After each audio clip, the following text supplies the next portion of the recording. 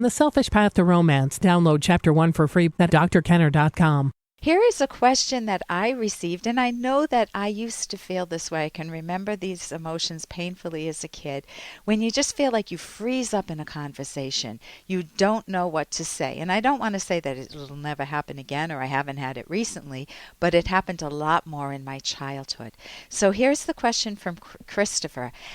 Dr. Kenner, can you recommend a program or book that would help me to deal better with intense, especially painful emotional situations? When I'm confronted with these kinds of situations, whether it's a person crying because of a problem or someone discussing a traumatic part of their lives, I find I freeze up and I don't have the words or skills to deal with the situation in a way that allows me to move forward with my or our goals while properly acknowledging the significance of the other person's emotions and experiences. Let me know if you have any recommendations. Thanks, Christopher. Well, I will give you recommendations in a moment, Christopher, but first, you want to ask yourself the question, what can make anyone's mind freeze in that type of a situation or in any situation? And typically, you'll find the answer is, I have to say the right thing. We've tried to force our minds into this duty mindset. It's got to be right, and I should do it right. The shoulds, the ought to, I got to. You know, when you were a kid and your mother said you have to write Grandma a thank you note, you have to write Aunt Tilly a thank you note. Those forced thank you notes, when we try to force our own minds, many times our minds just go blank because we're not powered by values, but we're powered by duty, fear, guilt. And another thing that happens is we get anxious. What if I say the wrong thing? What if I say something stupid? You know, this person's telling me the most personal part of their life. What if I goof up? What if they reject me? We could have some fear there. What if they get angry with me that I don't really get them? And, you know, sometimes you want to ask who's in the room, who got angry with me in the past when they shared some private information or some very emotional, important information and I didn't respond right. Sometimes there's a rich history to that, and it might have only been one experience that made you feel like, oh, I'm not going there again. I don't want to feel those awful feelings again. So you put the pressure on yourself. You also can look at something called core ideas. When you think about, I should respond in these situations, I need to know what to say when people are feeling very emotional, you can ask yourself a few questions. What will that mean about me if I'm not able to respond? Maybe it's a self-esteem issue, or maybe it's just a lack of skills. You also might think, what about my relationship with others? If I'm not able to hear people's most emotional experiences, what does that mean about my ability to connect with people and to have, let's say, a romantic relationship or very good friendships? And what does it mean about my chances for success in the future? You know, if I'm blowing it, and what if I'm on the job and somebody tells me the difficulty they're having in their business and I just sit there and I freeze up? That's not good. So again, I think that all stems from a duty mindset, and of course all of the negative thoughts that any of us have can open up a door and say, hey, I'm having one negative thought about myself, come join the party, and all the other negative thoughts from your past can come flooding in. So how do you deal with that? First, you want to relax. You don't want to make every one of these situations as if they're a test of your own self-esteem. Am I okay? So you want to take your mind off of yourself and instead don't put any pressure on yourself. Run an experiment. That's a cognitive therapy technique where you just say, I'm going to see if I can experience this person's crying differently.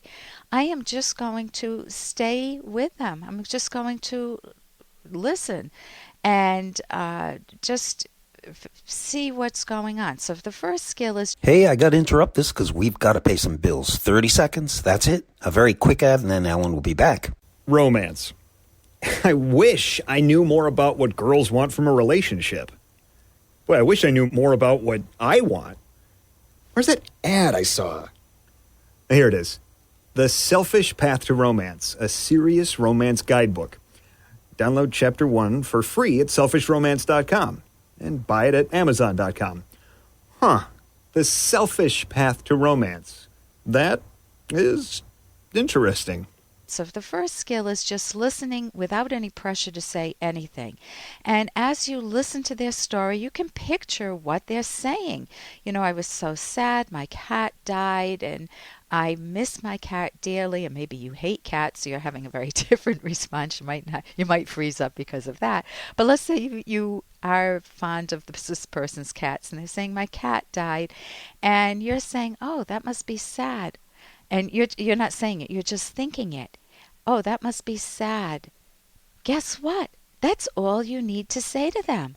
There are listening skills where you can say, sounds like you're sad, and they'll say, yeah, I am. It just gives any of us permission to go on when someone names the emotion that we're experiencing. You can learn listening skills. And then you can also train your mind. This is all skill building. You can train your mind to identify the names of emotions. You sound irritated. You sound frustrated. You sound annoyed. You sound happy. You sound excited. There's a wealth of emotions, and you can train yourself when you're watching TV. Just say, oh, what is that character portraying? What emotion? Anger. Okay, well, it's not like strong anger. It's more like annoyance. So you fine-tune your own ability to get a vocabulary for emotions. That must have been scary, or you sounded worried. There are skills that you can learn. Now you ask for books. So I'm going to give you a kind of surprising book of how you can not freeze up in situations where someone's expressing some strong emotions. Number one, you don't want to put pressure on yourself. Number two is you want an emotional vocabulary and listening skills and asserting yourself too. But the books, How to Talk So Kids Will Listen and Listen So Kids Will Talk. That is my all-time favorite communication book, even if you don't have kids and are never planning on having kids. This book teaches fundamental communication skills with little tykes. But the principles apply to adults too. That's what I love about this book. I once taught this book at a hospital, a psychiatric hospital, to elderly men who didn't have kids around anymore. And they all said, oh my God, I can use these skills with my wife or my kids. Or not my kids, but the other book is Mind Over Mood. And also my book that I wrote with Dr. Ed Locke, The Selfish Path to Romance. We have a whole chapter on communicating that would help you out. And here's a little more from Dr. Kenner. And I'm Dr. Ellen Kenner, and my show is The Rational Basis of Happiness. And that means that your happiness matters. You don't want to brush it aside. You don't want to say, oh, I just want to make other people happy. It doesn't matter how I feel. No, I do for them all the time, and I don't want anything in return. And a little voice in your mind says, ooh, but I do want something from me in return. I wish I could do things for myself, but I feel so guilty doing that. How do any of us get out of that trap of feeling like there's a choice? You're either a good person because you do for others, or you're selfish and you do for yourself. What about the choice that you're a good person and you value those around you who are good people, your friends, your kids, family members whom you like, and the ones you don't like, and you don't have to do for them as much or at all. For more Dr. Kenner podcast, go to drkenner.com and please listen to this ad. Here's an excerpt from The Selfish Path to Romance by Drs. Kenner and Locke. To resolve conflict, you must have a mindset that is respectful of yourself and your partner, not just giving in or being a bully. Your goal is to establish a purposeful line of thinking that works toward a healthy resolution of any conflict. A cooperative, benevolent, and solution-focused approach is best. Focus on the area of specific conflict. Actively listen to understand each other, clarify misunderstandings, and then brainstorm to discover solutions. If you try to fake a sweet demeanor when you are actually upset, it is only a matter of time before your sweet veneer dissipates. Even if your words come out measured and sweet, your body language or restrained tone of voice will betray your actual feelings. Download Chapter 1 for free at drkenner.com and buy it at amazon.com.